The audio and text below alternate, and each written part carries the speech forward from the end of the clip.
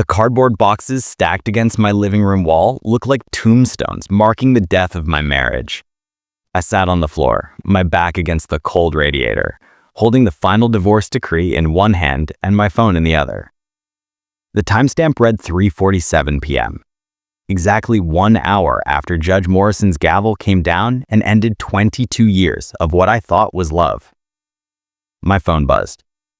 Veronica's name appeared on the screen, and against my better judgment, I opened the message. Hope you enjoy your pathetic studio apartment. Theo Rowland just moved his grand piano into your old music room. The mover said it's worth more than you make in 5 years. Oh, and we're converting your practice studio into his cigar lounge. You know, for someone who actually matters in this world. Another buzz. A photo this time. Roland standing in my home office, his Harvard diploma hanging where my grandfather Eugene's war medals used to be displayed. His smug face twisted into what he probably thought was a smile, but looked more like a predator examining its prey. You'll die poor and alone, the next text read. Just like your grandfather. At least he had his precious secrets to keep him company in that nursing home. What do you have? A violin and delusions of talent? I was about to throw my phone against the wall, my arm already drawn back when it rang. Not a text this time, but an actual call. The caller ID made me freeze. Where a phone number should have been, there was just a string of zeros with a single one at the end. I stared at it for 3 rings, 4 rings, 5. On the 6th, my thumb moved on its own and answered. Theodore Eugene Brennan? The voice was male, crisp, military precise. Each word enunciated like a bullet being chambered. Who is this? My voice came out rougher than intended, thick with the emotions I'd been swallowing all day. Mr. Brennan, this is Colonel James Whitmore from the Pentagon's Estate Recovery Division. I need you to listen very carefully to what I'm about to say. Your grandfather, Staff Sergeant Eugene Brennan, completed a classified military operation in Cambodia in 1964. That operation was named Night Music. My grandfather was a supply sergeant in Vietnam. He played piano in the officers' clubs. The words came out automatically. The same story my father Douglas had told me 100 times. That was his cover. Mr. Brennan, your grandfather was a cryptography specialist with the 5th Special Forces Group. The mission he completed has been classified beyond top secret for exactly 60 years. As of midnight last night, that classification expired. I stood up slowly, my legs unsteady. What are you talking about? Your grandfather recovered something in the Cambodian jungle, something that has accrued significant value over the past 6 decades. He never claimed his compensation due to the classified nature of the operation. That compensation, with interest and adjusted for inflation, is now worth approximately $156 million. The phone slipped from my hand, clattering on the hardwood floor. I could hear the colonel's voice, tiny and distant, still speaking. I grabbed it quickly, my hands shaking.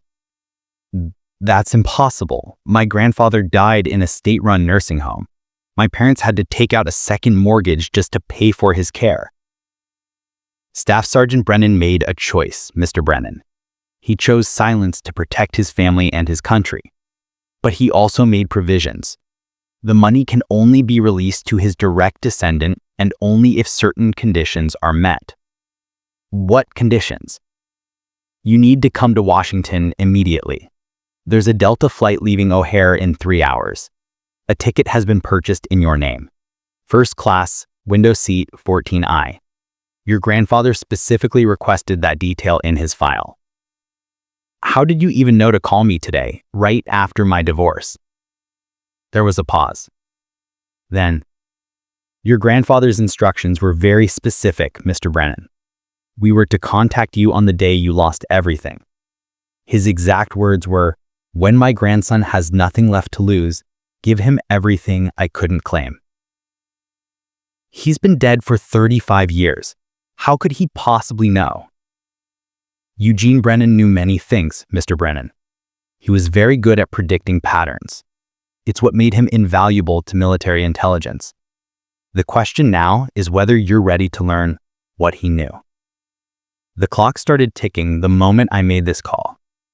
You have 72 hours to complete what your grandfather started, or the entire inheritance transfers to the Department of Defense. Through my window, I could see Lake Michigan in the distance. Gray and choppy like my grandfather's eyes when he'd stare at nothing, lost in memories he never shared. I thought about Veronica's text, about dying, poor, and alone.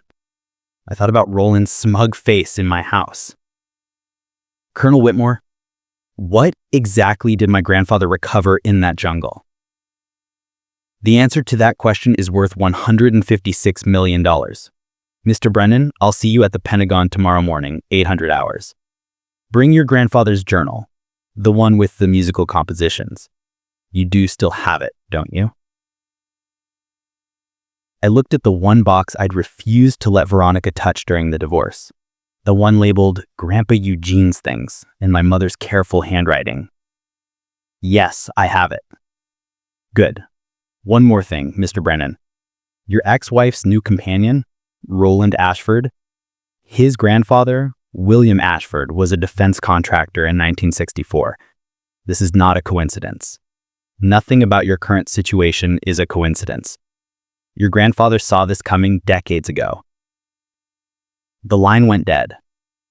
I stood in my empty apartment, surrounded by the debris of my ended marriage, holding a phone that had just connected me to a past I never knew existed. Outside, Chicago's skyline stretched toward a darkening sky. And somewhere in that maze of glass and steel, my ex-wife was celebrating her new life in my old home with a man whose family might be connected to secrets my grandfather died protecting. I walked to the box of Grandpa's things and pulled out his leather journal. Its pages yellowed with beige, filled with handwritten musical compositions that I'd played on my violin since childhood. For the first time, I noticed something I'd never seen before. In the margin of the first page, written in pencil so faint I had to hold it to the light, were 5 words. For Theodore, when everything ends. 3 months before that phone call changed everything, I stood on the stage at Symphony Center, my violin singing the final notes of Brahms' Concerto in D major. The audience erupted in applause. 2,000 people on their feet. And in the third row, Veronica sat with her hands perfectly still in her lap. She wasn't clapping. That should have been my first warning. Life at 47 had settled into a rhythm as predictable as a metronome. Every morning I'd wake at 6 in our Lake Forest home, practice scales in my soundproof studio while Veronica did yoga on the terrace overlooking the pool. The house sprawled across 2 acres of manicured perfection, each room a testament to Veronica's eye for design and my ability to afford her taste. We bought it 15 years ago when the Chicago Symphony promoted me to first chair violin. Back when Veronica still attended my performances and meant it when she said she loved the way my fingers moved across the strings. Your grandfather would be so proud, my mother Patricia had said at our housewarming, running her weathered hands along the marble countertops. Eugene always said music would take you places he never could go. Grandpa Eugene had been dead for 12 years by then, but his presence lingered in our family like a melody you can't quite place. My father Douglas kept his father's photograph on the mantle, a black and white image of a young man in military dress, eyes sharp as winter. Next to it sat Eugene's Bronze Star, though none of us knew what he'd done to earn it. He came back from Vietnam different, Douglas would say after his 3rd beer at family dinners. Spent 6 months in Cambodia before his official deployment even started. Never talked about it, just played that piano like he was trying to drown out something only he could hear. I'd inherited Eugene's musical gift, but channeled it differently. Where he played jazz in smoky clubs, fingers flying over keys in improvised genius, I chose the disciplined world of classical music. Structure, precision, every note written down, predetermined, safe. Veronica had loved that about me when we met at a charity gala 23 years ago. "You're not like these other men," she'd whispered that first night, her breath warm against my ear as we danced. "These hedge fund types who think money is music. You create something eternal." She was working for a small interior design firm then, hungry and ambitious, wearing a borrowed dress and fake pearls that I found endearing. I was 32, she was 29, and when she looked at me, I felt like Brahms himself. Our marriage had been good for the first decade. She redesigned our various apartments as my career grew, each space more sophisticated than the last. When we finally bought the Lake Forest house, she quit working, said she wanted to focus on making our life beautiful. I practiced 6 hours a day, performed 3 nights a week, taught master classes at Northwestern on weekends. We talked about children, but never quite got around to it. Always one more tour, one more renovation, one more something keeping us from that particular composition. The change started slowly, like a violin gradually going out of tune. Veronica joined the country club, started having lunch with women whose husbands ran investment firms and tech companies. She'd come home talking about vacation homes in Aspen, yachts on Lake Geneva, private jets to Art Basel. "Did you know Roland Ashford just bought a Basquiat?" she said one evening, not looking up from her phone. $23 million for a painting. Roland Ashford, the name that would eventually destroy everything. He'd hired Veronica to redesign his Lincoln Park penthouse, a job she took without discussing it with me first. "It's just one project," she'd said. "His money spends the same as anyone else's." But it didn't. His money came wrapped in attention, compliments, and comparisons that left me feeling smaller with each passing day. Roland was 6'2" to my 5'9", Harvard MBA to my Juilliard degree. He'd made $40 million last year, while I'd barely cleared $300,000. "Your husband's quite accomplished," Roland said at a dinner party we couldn't avoid, his hand resting just a moment too long on Veronica's shoulder. "It must be fascinating living with an artist." The way he said artist made it sound like a quaint hobby, something amusing but ultimately irrelevant. Veronica laughed, a sound I hadn't heard in months, bright and genuine in a way that made my chest tighten. That was 6 months ago. The Spring Vienna tour was supposed to be a triumph, 3 weeks performing with the Vienna Philharmonic. Instead, it became the setting for my marriage's final movement. While I played Mozart in the Musikverein, Veronica was playing house in Roland's penthouse. My nephew James catching them in an embrace that would shatter everything I thought I knew about love, loyalty, and the woman who'd once said my music was all the wealth she'd ever need. The FaceTime call from my nephew James came at 2 a.m. Vienna time, while I was reviewing sheet music in my hotel room at the Imperial. His face filled my phone screen, pale and anxious, looking younger than his 23 years. "Uncle Theo, I need to tell you something." His voice cracked like he was 13 again, calling me after his father's funeral. "I saw Aunt Veronica at Mr. Ashford's office building tonight." "She's redesigning his office space too," I said, setting down my violin. "She mentioned something about expanding the project." "It was midnight, Uncle Theo. The whole building was dark except for the penthouse. They were on the balcony, and they were... God, I don't know how to say this. They weren't looking at fabric samples." The bow slipped from my fingers, clattering against the music stand. "What exactly did you see?" "They were kissing. Like really kissing. Her dress was... It wasn't completely on anymore. I'm sorry. I'm so sorry. I took photos because I didn't think you'd believe me otherwise." The photos arrived seconds later. Veronica pressed against the glass railing, Roland's hands tangled in her hair, her red dress half unzipped, the Chicago skyline glittering behind them like a celebration of my humiliation. The timestamp read 11:47 p.m. when she texted me she was going to bed early with a headache. I played that night's performance perfectly, mechanically.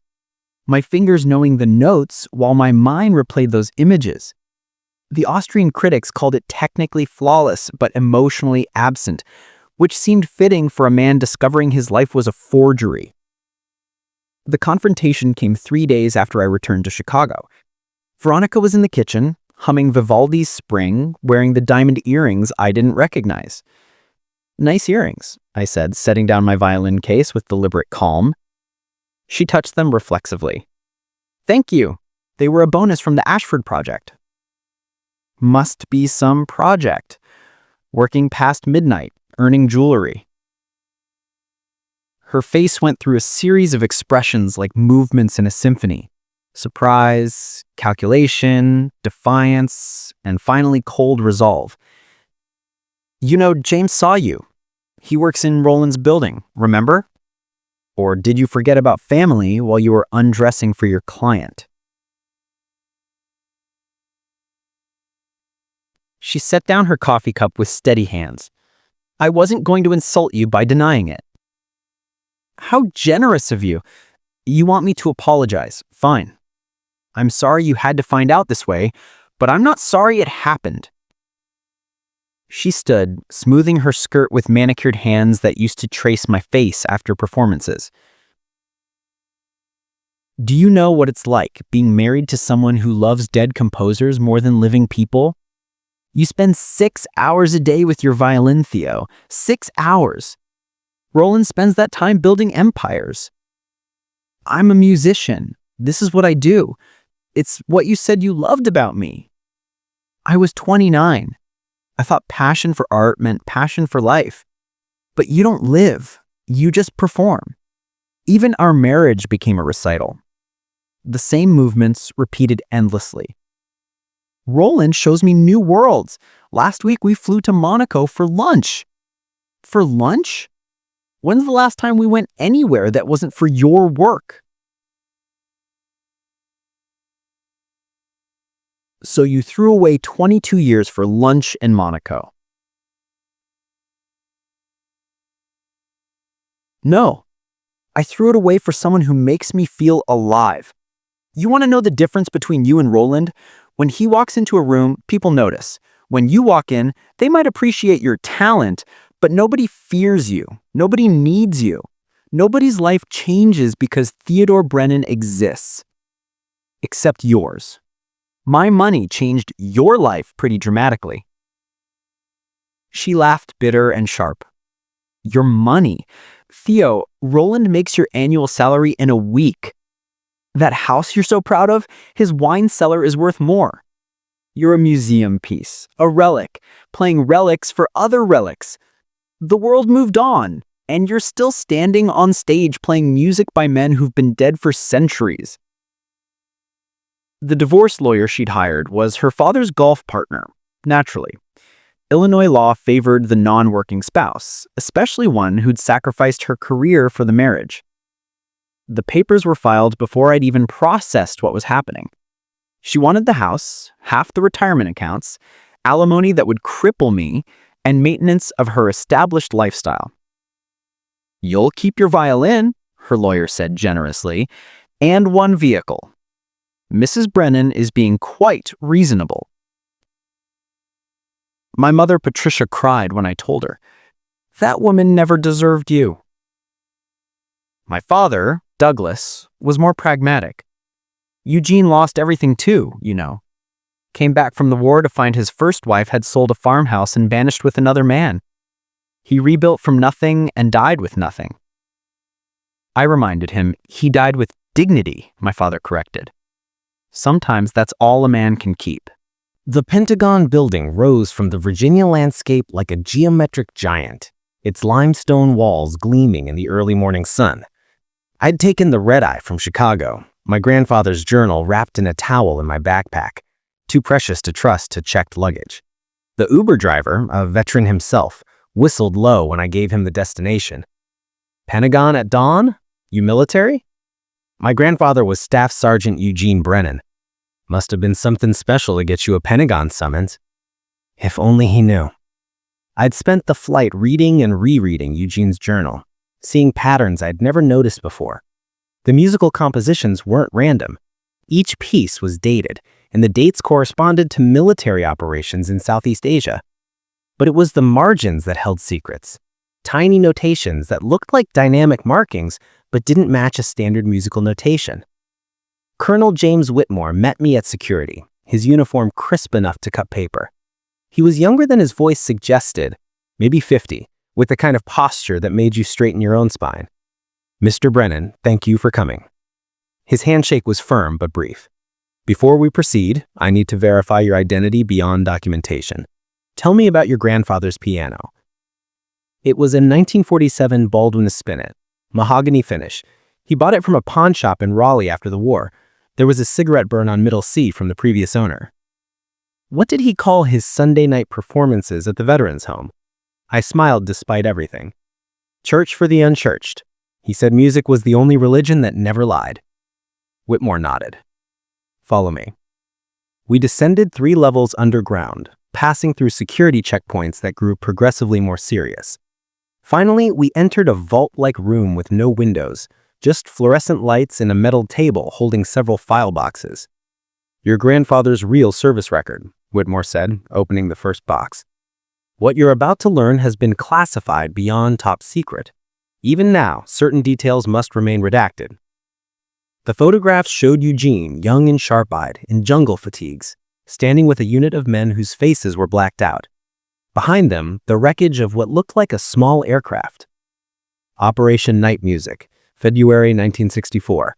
Your grandfather's unit was inserted into Cambodia to investigate a crashed Soviet reconnaissance plane. Officially, there were no Soviets in Cambodia. Officially, we weren't there either." What did they find? The plane was carrying an early computer system, a prototype for encoding nuclear launch sequences, but that wasn't the real prize. The pilot, Viktor Klaymanov, survived the crash. He was dying but conscious. Your grandfather spoke enough Russian to communicate with him. Whitmore quoted out a transcript, heavily redacted but still readable in parts. Klaymanov knew he was dying. He gave your grandfather information about Swiss bank accounts used to pay double agents. Account numbers, passwords, the works. But here's where it gets interesting. He showed me another photograph. Eugene holding what looks like a metal briefcase. Your grandfather memorized everything before turning over the briefcase to command. He knew those account numbers. Could have claimed that money any time. $22 million in 1964. Can you imagine what that's worth now? Why didn't he? Because claiming it would have exposed the operation. Lives would have been lost. Your grandfather chose silence, but he documented everything in code hidden in his music. The Pentagon owed him compensation for the mission, but he never claimed it. Said it would raise too many questions, put his family at risk. And now, the statutory limit on classification expired. The compensation, with 60 years of interest and Department of Defense guilt multipliers for delayed payment, stands at $156 million. But your grandfather said conditions. Whitmore handed me a sealed envelope, my name written in Eugene's shaky handwriting. He left instructions that this could only be opened by his grandson, and only when that grandson had, quote, lost everything material and could gain everything essential. I opened it with trembling fingers. Inside, Eugene's handwriting filled 3 pages. "Theodore, if you're reading this, your marriage has ended and you've lost your worldly possessions. I know this because patterns repeat through generations, and I saw your father's romantic nature in you. You love completely, which means you can be hurt completely. The music I left contains more than notes. Each composition maps to coordinates. Each rhythm change marks a number sequence. In Baltimore Storage Unit 447, paid through 2087, you'll find what I couldn't destroy and couldn't claim. The Pentagon money is yours regardless, but claiming what's in Baltimore means choosing truth over comfort. The Swiss accounts still exist, the money cleaned by time but dirty in origin. Names are attached, powerful families who built fortunes on war profits. One name will matter to you personally by the time you read this. You have 72 hours from when Whitmore called you. If you don't claim it, everything goes to defense. If you do, you'll have the power to correct historical wrongs or preserve historical lies. Choose wisely. Music, like truth, resonates across time. Your grandfather, Eugene.